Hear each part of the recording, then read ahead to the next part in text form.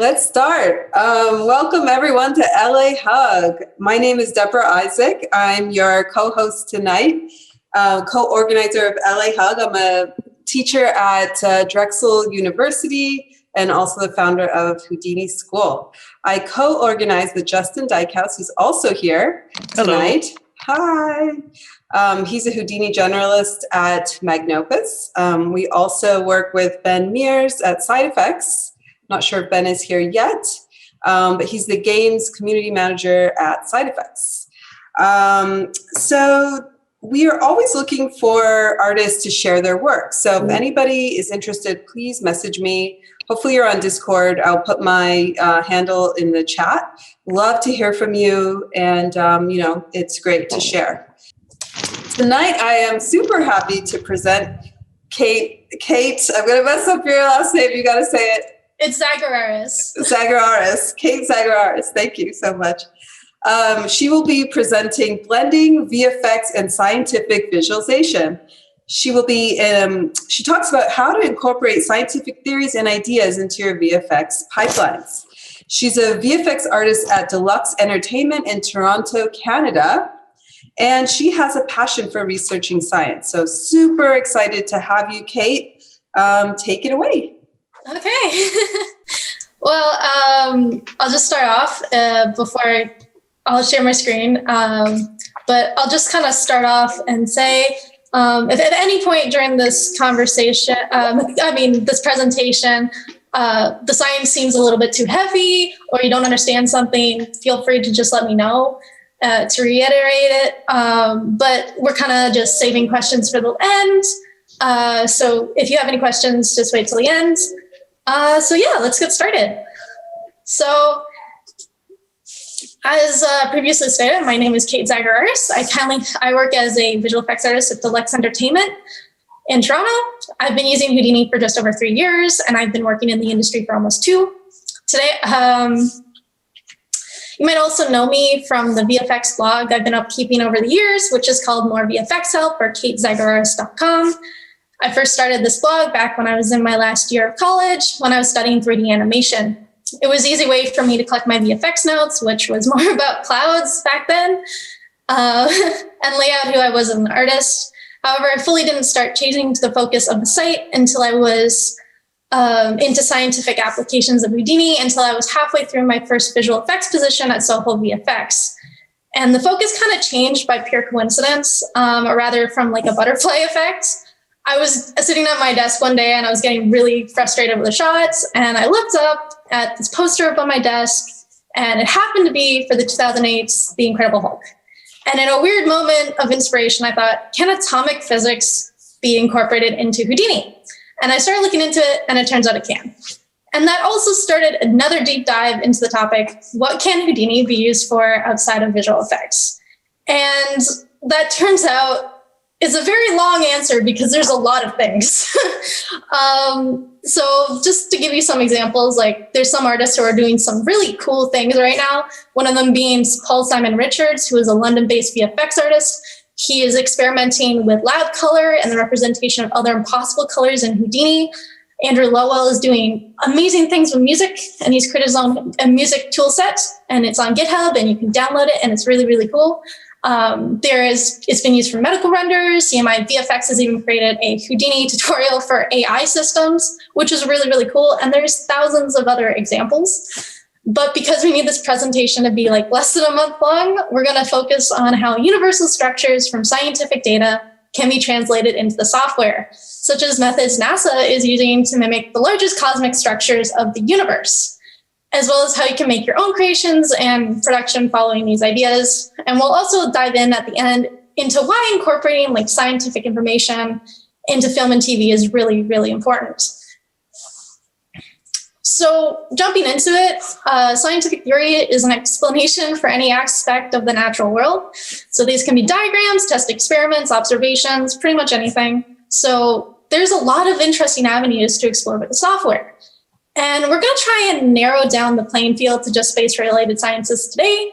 So I guess the first question you kind of ask, where do I start to gather information for projects like these? How do I even build the tools for it?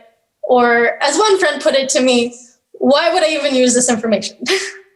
And the latter I'll cover a little bit later.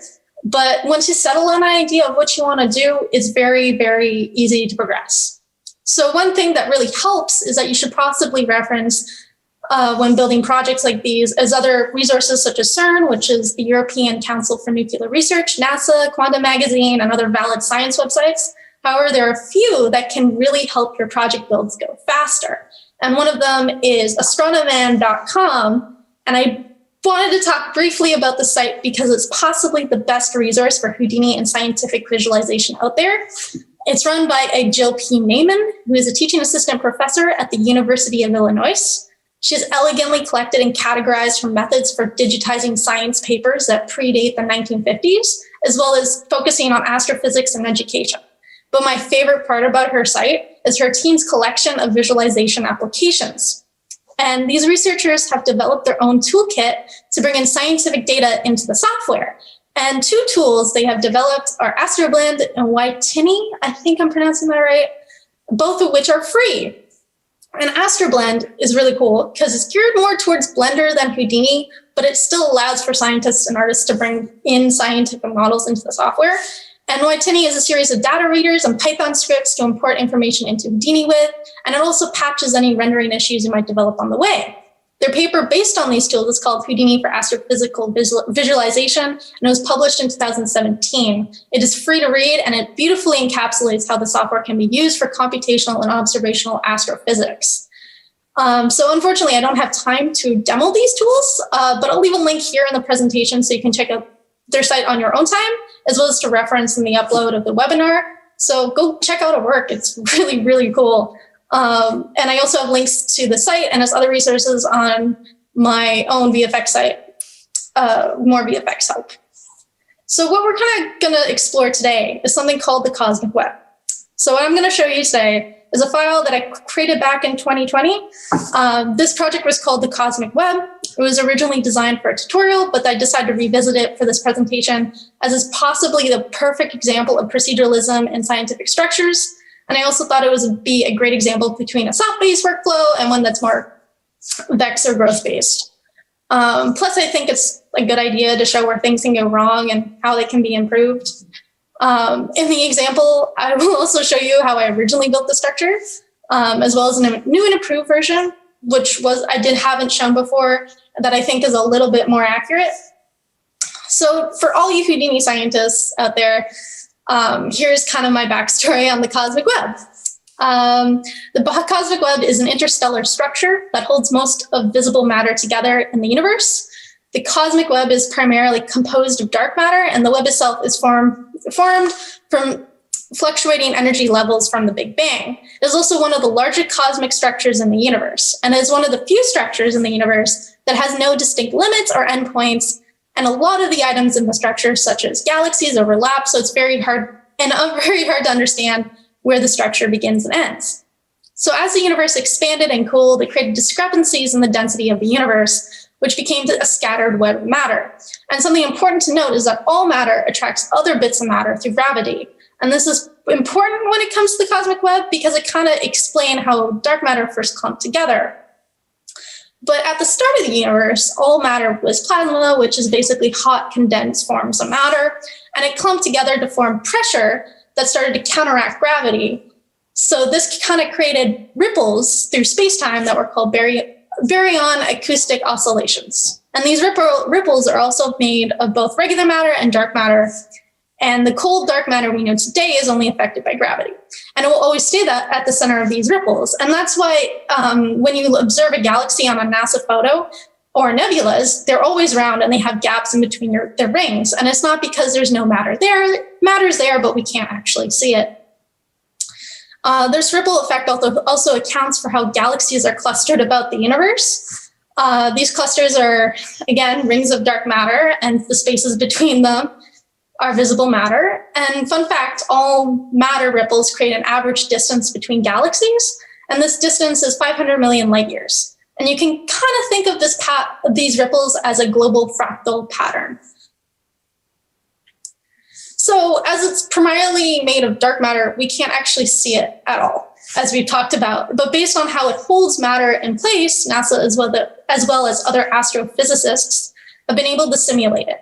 NASA was able to model it by using slime molds or other mushroom-like growths. Particularly, they use a shroom called mycelium, and this fungus is a bacterial colony that branches off to form threads. And these can be very, very tiny or span thousands of light years. Not light years, sorry, acres. My brain is getting a little bit ahead of me. The way they grow out is by releasing enzymes to digest their surroundings, and then they absorb what they find. And then the mycelium branches outwards to create even more filaments to complete its process. And the cool thing about slime molds is that they actively seek out other slime molds, and then they reproduce and make those own little tiny slimes make their own molds. So they move in a very efficient way, which makes them very interesting to scientists. And while others have used similar methods, the cosmic web seems to follow a shortest path growth system. And as my friend Mo pointed out, all nature follows some sort of principle of least action. Before we move forward, I also want to call out something important, because in nature, there's a series of repeating patterns and imitations. And there are a few other similar structures that also follow a shortest path growth system besides slime molds. And the first being tree roots. The way they grow out away from the base of the tree is very similar to a shortest path growth. And the roots are designed, as always, to hold the tree up and find food. However, this could be due to gravitropism, which is a process of differential growth caused by plants caused by gravity.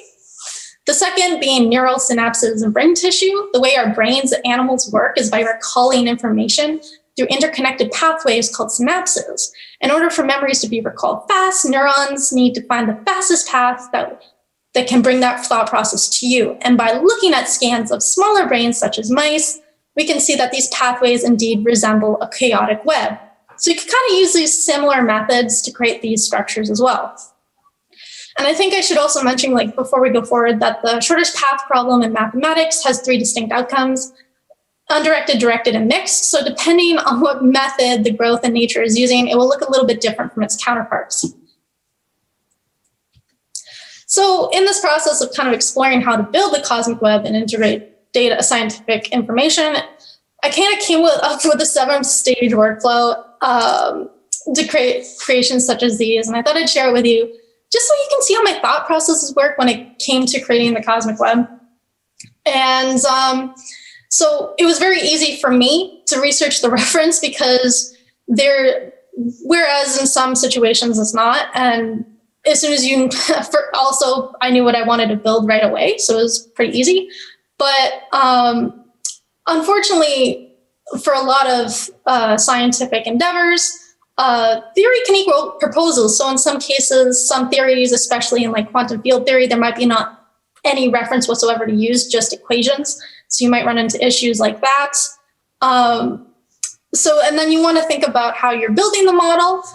So if you want to show, in my case, the growth of the web, if you want to do that static or actually get it to grow in live action, then that's kind of up to you, of how you want to demonstrate the web, really. And then what is the science behind everything you're trying to build? And one thing I'll mention here is that, let's say if you're working in a studio and your job is to build an alienized character humanoid, and he's from another world, you might want to look into like astrobiology. So there's other branches of science that can help you build things within the software that you really should look into. And another cool thing about Houdini that I kind of love is that there's a lot of nodes that make your life easier within the software. So instead of writing a huge length of X, you can find some equivalents in SOPs or VOPs. And VOPs, I like to think, are like the node equivalent of using VEX. So they're very, very easy to use. But the one thing you'll run into is that sometimes when you'll run into an issue of SOP versus VEX. And sometimes you can generate different results per build with varying degrees of accuracy. So it's kind of interesting. And another thing kind of to know when you're thinking about, can this be built in a simpler way? So instead of looking at a data table for an hour, which I unfortunately did when I was first approaching this project, sometimes you want to look at easier examples. So like as we discussed, NASA used slimes to build the cosmic web instead of just guessing about what they're doing.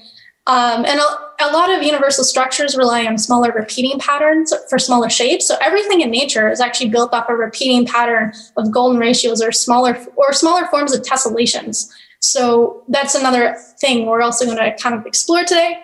And like making the cosmic web procedural was also another issue because I really wanted to create a setup that I would understand when I looked at it 6 months later, or if something went wrong, it would be easy to correct it and everything like that.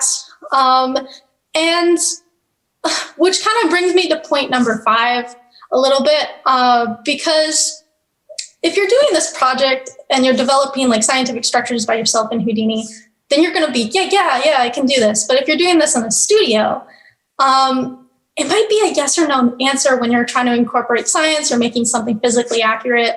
I've heard a lot of interesting stories, one from a VFX supervisor who was kind of asked to build this physically accurate underwater explosion.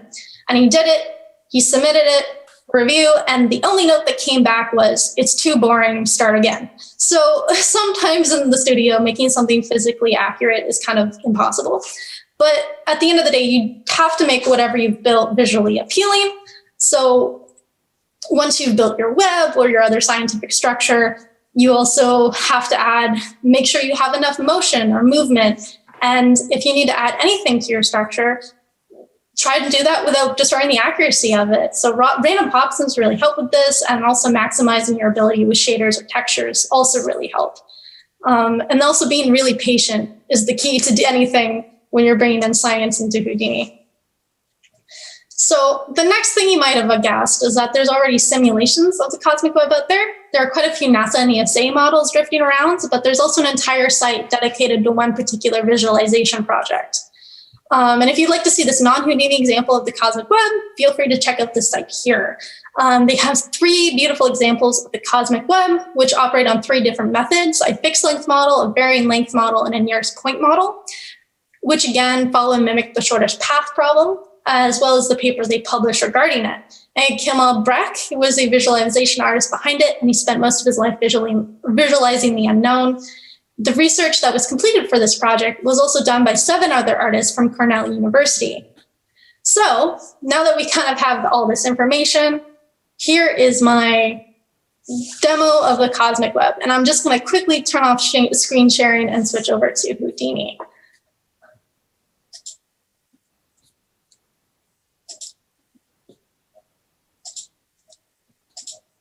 So before I start,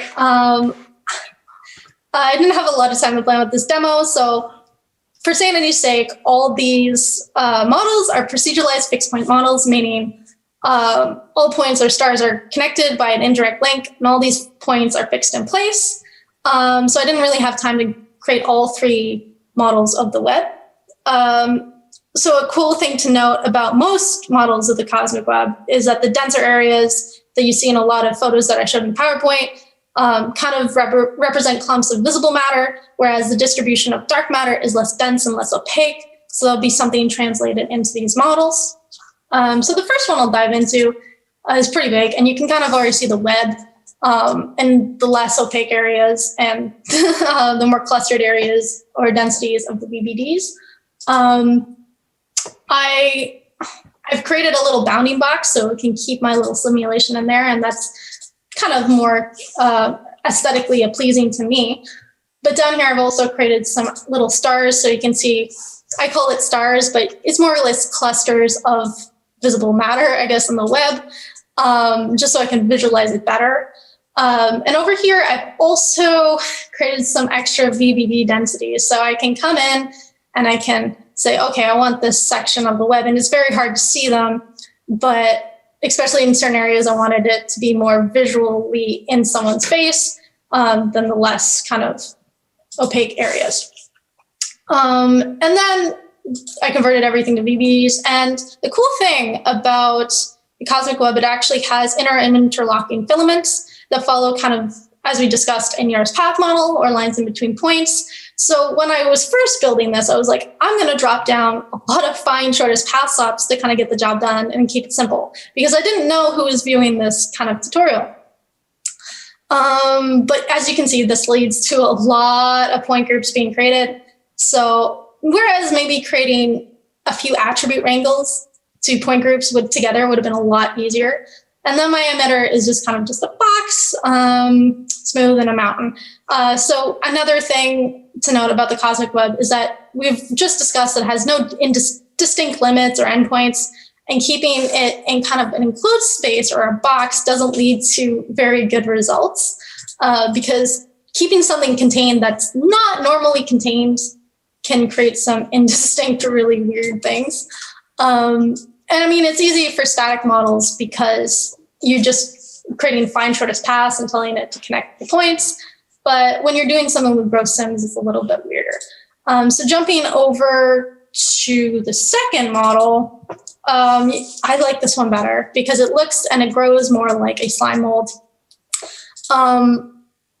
So I don't know if I would be able to play back over Zoom, but you can kind of see it kind of grow. And it's starting at 2 areas instead of 1.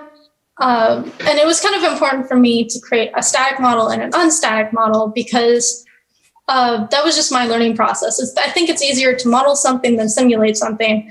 And by the end of the day, simulating something looks prettier. So you can see I've basically created a little simulation up here that's kind of based off of NASA's original simulation tactic, which was to study slime molds. And I also, because I wanted to also keep it visually appealing, I also wanted the points or galaxies in quotations to be scattered within and create more interesting areas of the web.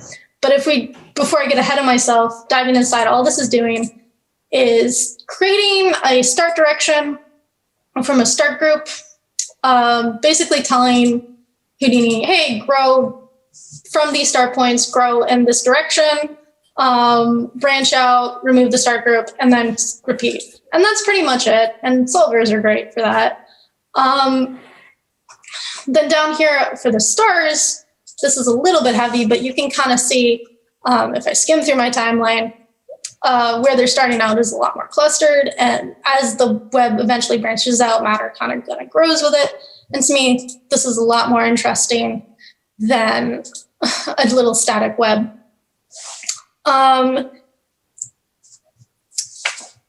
Sorry, I'm just going over some of my notes. Again, this web also just started out with like a box and a volume bob because I found that was the best way to mimic kind of the density of for my points that I wanted this simulation to grow from. Unfortunately, when I was doing these models, NASA and the ESA and all the other sites kind of just keep their data tables to themselves. So you have to just kind of roll with what you got when it comes to parameters and editing values. And speaking of parameters, I set up 2 controllers to just kind of control my emitter, so pre-sim and post-sim down here, which was really, really fun. But if I was to go back in time, I think I'd go back in here and probably find a data table or 2 or bring in Ytini from astroman.com and probably use your kind of full setup on my current one to improve it a little bit. And down here, I kind of hated in the original model where I isolated the densities. So I found out, like, if you use VDV combine and for creating the cosmic web, it really, really works better because you can multiply the densities in areas that that will make it look more visually appealing and more cohesive. And the caching out times are a lot faster as well. So that's pretty much it inside of Houdini. And I did do a couple renders, so I'm just going to jump over to Nuke. And I think Houdini almost crashed there, but so this is kind of the first model when I rendered it. It's very, very kind of gritty, and I don't like it too much. But skimming through it, when I edit the model, I really wanted the color scheme to kind of mimic Kim Albrecht's kind of visualization tactic. Something is slowing my computer down. So this is kind of the first model, and the second model is over here. If we kind of play it back, I think Houdini is kind of throwing a fit in the background. but you can see it moves a lot better, and I think it's a lot more visually appealing. It's a little bit kind of crinkly in movement, and I would like to smooth that out if I ever went back to do it. But overall, I think it's pretty good. And I think it's a good tactic to approach. So I'm going to share. There we go.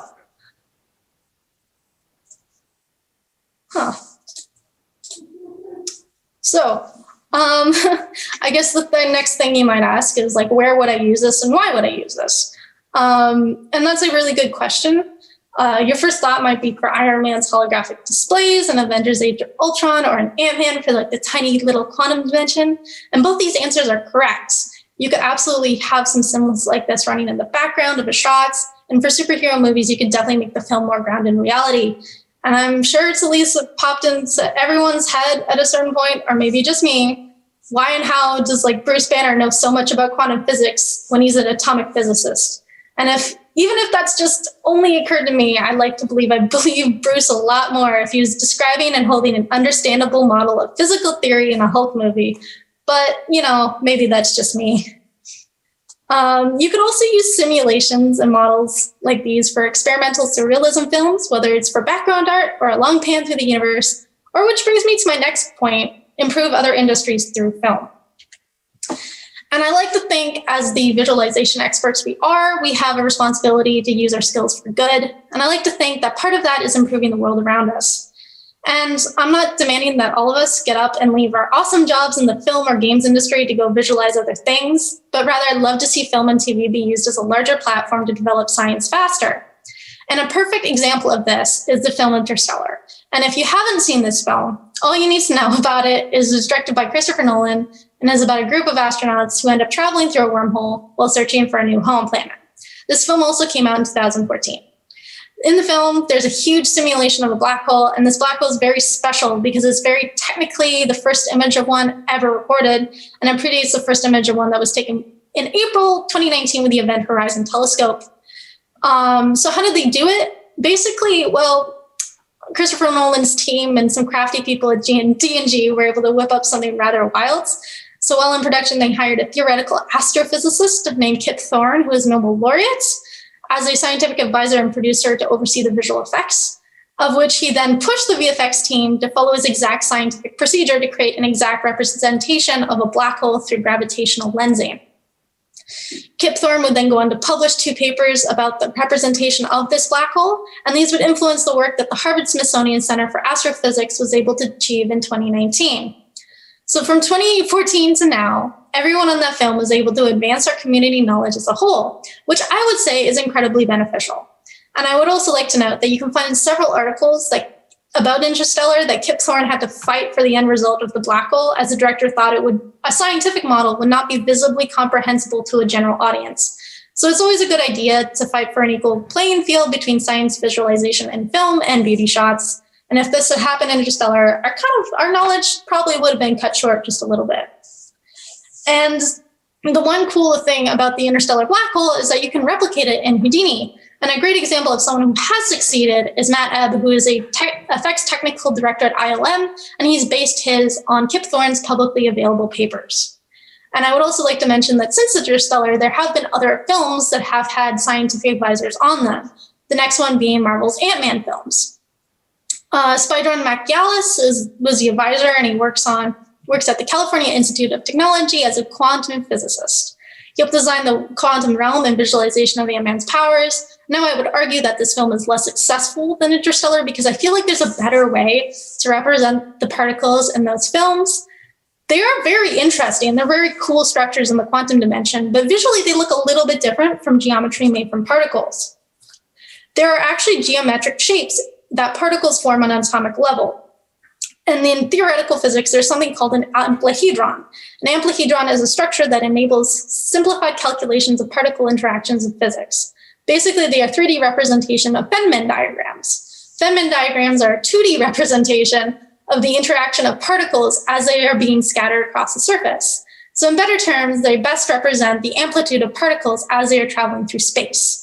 They're primarily used in quantum field theory. And I would personally have loved to see the shape in an Ant-Man film. But on the brighter side, we did get to see a lot of cool fractals, as well as some really, really cool microenvironments. And the amplihedrons are absolutely possible to create within Houdini, and it's something I've been quietly working on over the past year. So maybe I'll save that for another presentation. So science and films can work together just fine. We just need to find the perfect zone between science visualization and Hollywood's action-packed scenes. And the perfect genre to do this in is superhero movies. So as you probably guessed by now, I'm a bit of a superhero nerd. I definitely have a little bit of an issue when it comes to comic books. But since we just discussed Ant-Man and the Hulk, I thought this would fit right in, and it might be fun to dive into some science, but that should be applied to on-screen superheroes. Just so you can kind of see some science that you could possibly stretch to match these awesome, awesome heroes. So you might actually be thinking like, hey, Kate, there's no science behind superheroes. They're all make-believe characters, and if they did exist, they'd all die. Because there's no way they'd survive their origin stories. And you were absolutely right. Characters like Bruce Banner would absolutely be incinerated by an atomic blast. So if these characters could survive, function, and could be evolved through different forms of matter, this is how they might exist in reality. And I'm going to say this ahead of time. This is a very, very stretched form of applicable science you could use on these heroes. But, you know, superheroes are, they're out there. So the first one I'm going to talk about is the Fantastic Four, and these group of heroes are probably the best on-screen example of superheroes involving quantum science, which is very sad. And I'm saying that very loosely because the science they are based around, we still don't fully understand. So anything these characters do is possible. And their origin story revolves around them being hit with a beam of cosmic rays. And then you might think, like, what cosmic rays could have possibly hit the Fantastic Four? And a beam of strange matter could have. Strange matter is also known as quark matter. It is thought to exist at the center of neutron stars, or strange stars, which are stars made of strange matter. It has never been observed directly, and is a theoretical form of condensed matter, and it only exists at extreme temperatures and under extreme forms of pressure. Strange matter is also thought to contain particles called strangelets, and strangelets are also thought to occur when ultra-high cosmic beams come into contact with the atmosphere of a planet or other particles. Strangelets are so dangerous that if they exist, their unstable density could cause earthquakes when they collide with planets, or depending on their speed, create puncture wounds on the surface of celestial bodies. Strangelets have also been suggested as a possible particle for dark matter. So you could use a simulation of the cosmic web in a Fantastic Four film, and it would fit right in perfectly. So if you're going to apply science to these characters, you kind of have to look at how they visually look in the comics before you think about the science. So the Human Torch, you could say, he could be considered a small humanized strange star. And the same goes for the strength of the Thing. He'd probably get his strength from the density of strange particles. And for Mr. Fantastic, his arms could be traveling so fast that our eyes don't observe his limbs being stretched. So kind of like how black holes create a spaghetti effect as objects enter it. And the Invisible Woman's power, she could also explain through strange matter. And we could say that every time she's turning herself invisible, she's turning herself into dark matter, or using a force field, she's creating her own baryonic acoustic oscillations. So yeah, it's a very, very loose version of applicable science. But the cool thing about strange matter is that any matter that comes into contact with it also becomes strange matter. So the Fantastic Four would just kill anything they touch, or just cause huge natural disasters, which I find kind of funny. The second character I kind of want to talk about is a little bit off the block, but his name is Chandler Tivan, the Collector.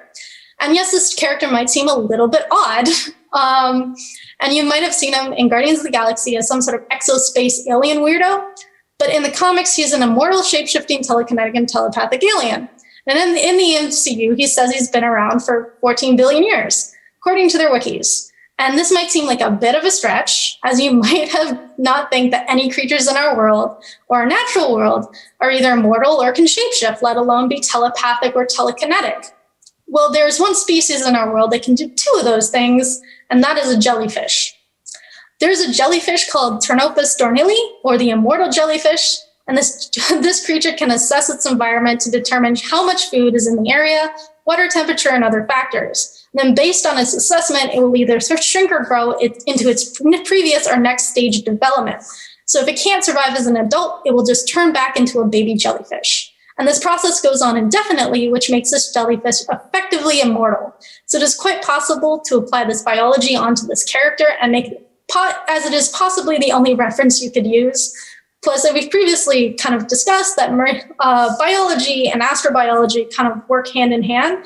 NASA actually looks at marine biology to understand astrobiology on other worlds, and it's actually a reference point to study extraterrestrial life. So you can keep this information in mind and do with it as you will.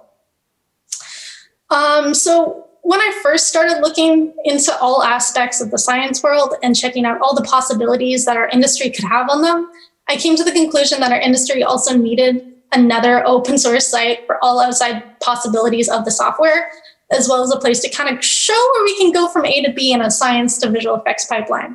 AKA, we kind of need our own visual effects version of CERN. And I don't mean to say we all need our own particle accelerator to turn ourselves into the Fantastic Four, but we need to adopt CERN's open source concepts for artists who would like to approach projects such as these if you want to keep turning out the next Interstellar. So a single open source site for scientifically engaged artists would shave off reference and research time. It would level up the playing field for junior artists and smaller studios. It would also leave a lot more playtime for artists when building effects. And keeping it free and open for all artists to reference means that our VFX community as a whole can grow its intelligence. This idea is something that I've slowly been trying to achieve on my current site, More VFX Help, with moderate success. And there are certainly challenges when curating a site that can do everything as listed above. And site maintenance is certainly one of them. However, this certainly can be done, and there are already beautiful examples of visual effects sites that have bettered our community as a whole, and CG Wiki is one of them. So I thought it would be fun to pitch a few ideas you could possibly do inside Houdini. These are a few scientifically fun endeavors you could look into that, to my knowledge, have not been replicated in the software yet. So have fun with these ideas. All of them are achievable. My favorite on this list is Solar Winds, or Music of the Planets, because you can listen to these tracks on YouTube, and what these tracks are basically recordings that NASA has recorded from their spacecrafts of atmospheres of other planets. So when particles collide with each other, they emit frequencies, and these frequencies can be recorded into sound. And I think with Houdini's Chop network, you could create some beautiful, beautiful sounds of planets. But that's just my take on it. So also on a closing note, I wanted to show some other amazing artists that are bring a spotlight on some other amazing artists and what they're doing with the software. These topics I wasn't able to fully dive into today. So Dr. Michael Carter is a professor at the University of Ryerson. He has a whole site where he explores virtual archaeology within Houdini. Esther Zykist is a game developer who has made amazingly accurate procedural spider tools. Deborah Fowler, I think a lot of people know who she is. She's a professor at SCAD. She's heavily based around math for Houdini and contributed to the development of biodesign in nature, as well as pushed a narrative in mechanical and scientific design. California Academy of Sciences is looking into Houdini to visualize and map out the oceans, and they have various demos created with the software that show how marine life exists in our world. And then finally, Sergeant Burlak, he has an amazing site where he uses Houdini to cover all aspects of biodesign that he explores, and you might remember him as he designed the artwork for Houdini 18. And I would also like to thank the following artists, as they are a few awesome people who have let me bounce ideas, presentation ideas, articles, listen to my ramblings, and put me in my place, supported me, and helped me push me down the path I am on now. And if you have any other questions, feel free to ask away. That's it. Thank you so much. That was fascinating. Really appreciate that. Does anybody have questions? Don't be shy.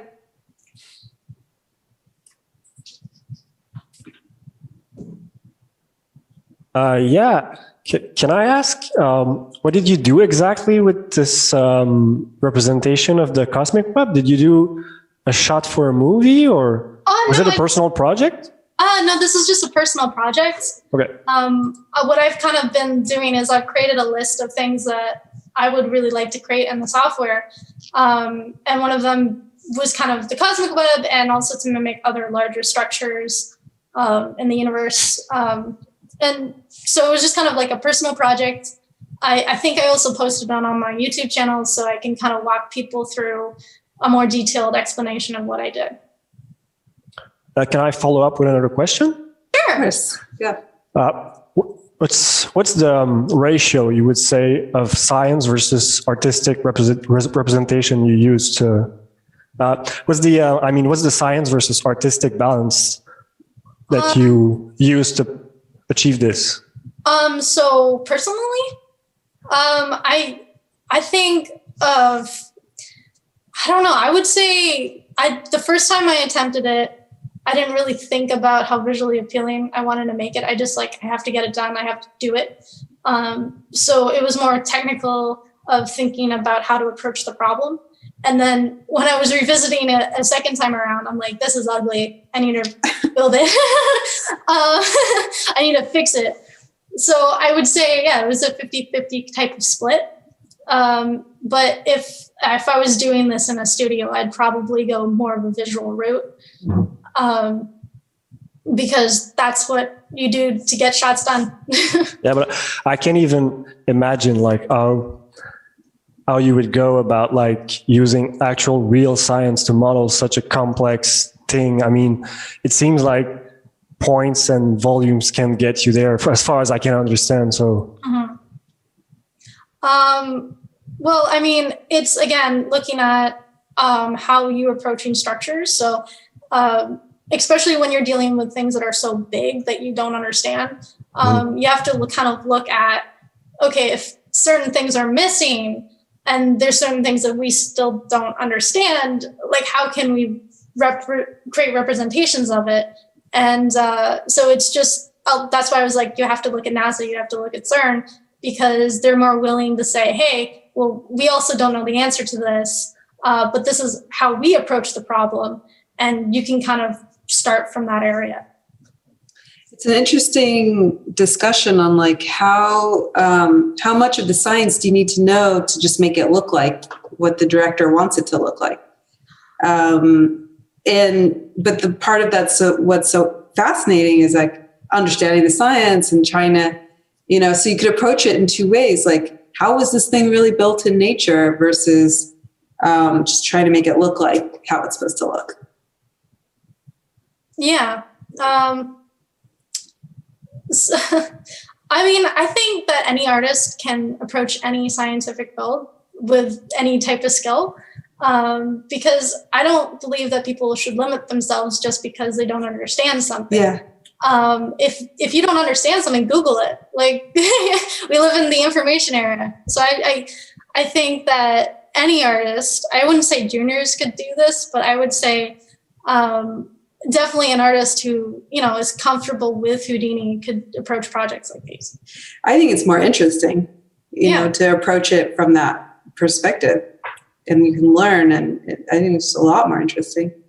Yeah, I mean, certainly when I was diving into building the cosmic web, I ended up in a biology or astrobiology route at a certain point too, because there was just so much overwhelming information that was very easy to get confused of what I was kind of looking for. I remember when I first started out on this project, I was dead convinced I needed a very complicated data table. And I was so convinced about it. And I was looking for it and I was getting frustrated because I couldn't find it because NASA doesn't release their information to the public. Mm-hmm. And then I would go over to CERN and they have data tables, but they don't correctly label things sometimes.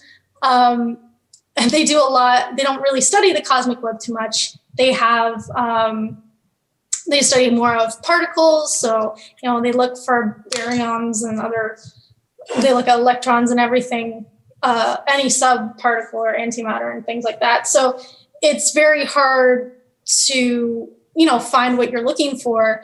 But again, that's why arriving at the simplest explanation first, like slime molds, is a very good starting point to work your way up to something complicated. Because it was pretty fascinating what you said about, the patterns in nature and all the similar patterns that you see, the slime mold and the cosmic web. and, finding the shortest path, and how all nature wants to find the shortest path. Yeah. So interesting. Yeah, everything in nature is designed to be I like to think as efficient as possible, unless, it is something as complicated as a human being. But if you look at everything in nature has patterns, and those patterns can also be applied to the universe around us. And you just have to start looking for them, and then you can get to those points. I have another question about the cosmic web. Obviously, when it started, it was a huge explosion from the Big Bang, right? Yeah. And then at this point, is it just like a slow motion explosion, just still expanding? Well, that's kind of up for debate, because there's this huge kind of discourse between dark matter, which I've talked about, which more people are more interested in researching, versus something called dark energy, which I think the simplest form of it is causing our universe to expand. And I think scientists like to use the word dark in front of everything we can't see because, we can't see dark energy either, but the universe is expanding, and you can think of it as empty space. And anything that isn't an empty space or is matter is kind of in this cosmic web. And they don't know if the cosmic web is expanding with the universe because they can't see its ending points, but they know that there's huge, huge gaps inside this web that they kind of call voids. So they give these voids different names, and they know that the way the web travels and is spread out across the universe that we can see, it's spread out very mechanically. But the voids in between it can be very distinct or very random. And not all matter in the cosmic, in the universe actually exists inside the cosmic web. One cool thing that I found out while researching this project is that Earth and our solar system does not exist inside this web. We're in a void, actually. Our little galaxy, the Milky Way, is in a void. So it's kind of just traveling by itself in the universe, which is very interesting. Wow. I'm not sure if that gave you any insight into anything, but yes. Yeah, it's food for thought, definitely. Anyone else have any questions? Must be, even just something that's interesting to you that you heard tonight? I guess more of a technical question for you would be, are you finding any limitations on the Houdini side, precision-wise? Because I know the numerical values are kind of clamped at a certain point for the artistic software versus what scientific data would probably require. Yes, I think with this project, I think I would really, really like. I think the limitation that I kind of found within the software is that, I would really like something like, what's it called again? AstronoMan.com, where they have those, Python scripts that bring in data into the software. And unfortunately, Houdini doesn't really have that. So unfortunately, it's very difficult. I think the limitation, as you said, there's numerical limits for what you can do in the software as well. And when you're creating something so big, another thing that I kind of had the challenge with is you don't know how big the object is building. If you're going to do it on a universal scale, it's going to crash the software for sure. So you have to figure out how big should I make this inside of Houdini, or should I just give it a set kind of dimensions to create this object in. So it's really, I would say that I'd really like a better way to bring in data, especially from on the science side, into the software better. And I would also like to figure out, I think this is more of my issue of trying to figure out how big I should make things in the software and how proportionally accurate they should be.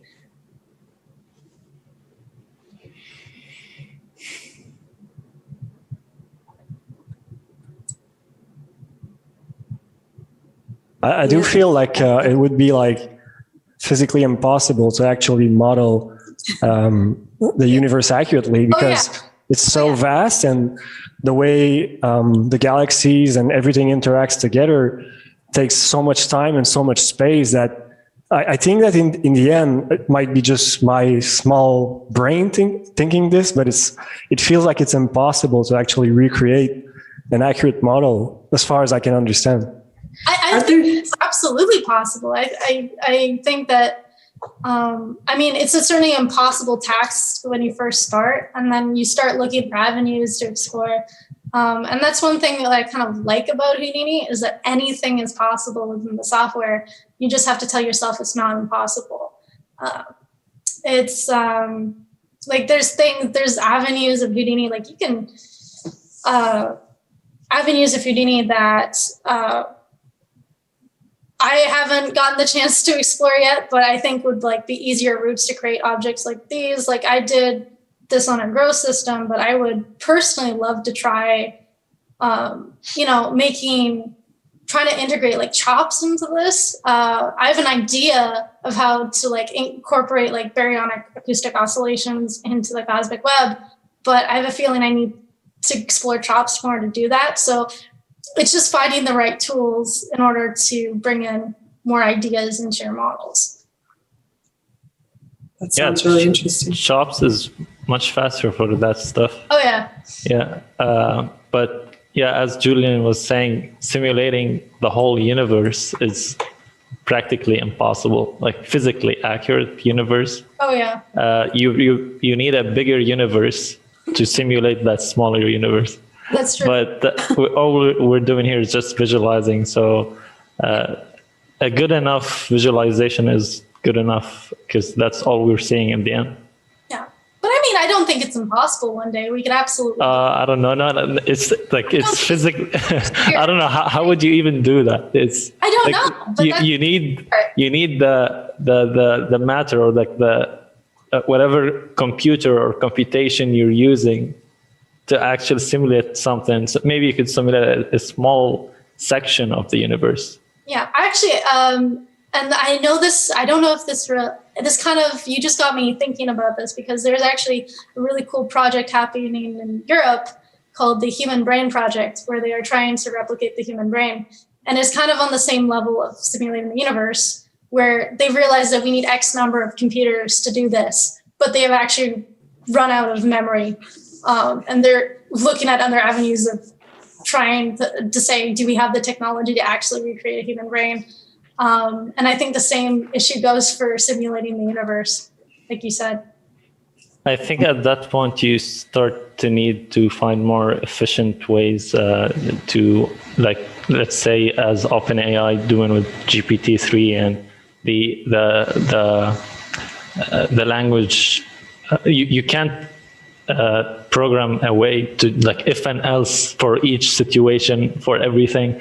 You can find a way like how the neurons work in the brain. They're very efficient for language processing. So you could find other ways to teach something, certain stuff, but yeah, it depends on whatever tool you're using. Oh, absolutely. And once they do more of that, we could start integrating those into Houdini and just going at it. For sure. Just a general question, Kate. What got you interested in all this in the beginning? Like, what got you? Were you always fascinated with this topic? I've always kind of been a science weirdo. Yeah. Like I originally wanted to go to university for particle physics, and that's kind of like my goal in the next couple of years is to go back to school and get a master's degree in it. But I've also like attended I've gone to university a few times to take some extra classes and like explore different programs there. But I think like the most amount of impact that that's had, I think, on this project was that there was a summer where I actually went to this university called McMaster University. And I got a tour of their low energy particle accelerators and their nuclear reactor. And it's really, really cool. On campus, you can, their particle accelerators are really, really cool because they have 3 of them and they're safe to touch. And you can walk around them and they explain how they work. And it was really, really cool. But their open pit reactor is very interesting because you can actually walk right across the uranium pit and you can see this beautiful blue glow from the uranium. Wow. And it was very, very eye-opening because it was the first time that I ever you read about science, you read about mathematics, but then you interact with them on a real life scale and you go, wow, this is so cool. Like I will never forget how bright uranium actually glows because underwater, it emits a blue kind of like a tesseract. And it looks exactly like a tesseract underwater. And it's really, really, really cool. Wow. That's so cool. Mm-hmm. Any other questions?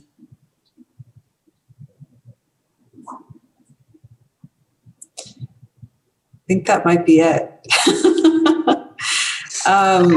Well, Kate, thanks again so much. It's a real community service, to present this to the community. And thank you so much. Yeah. Thanks. Yeah. It's been a pleasure being here. Great. I hope you enjoyed it too. I did.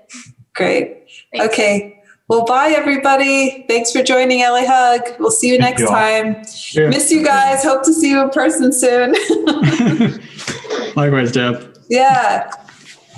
Great talk. Thank you so much, Kate.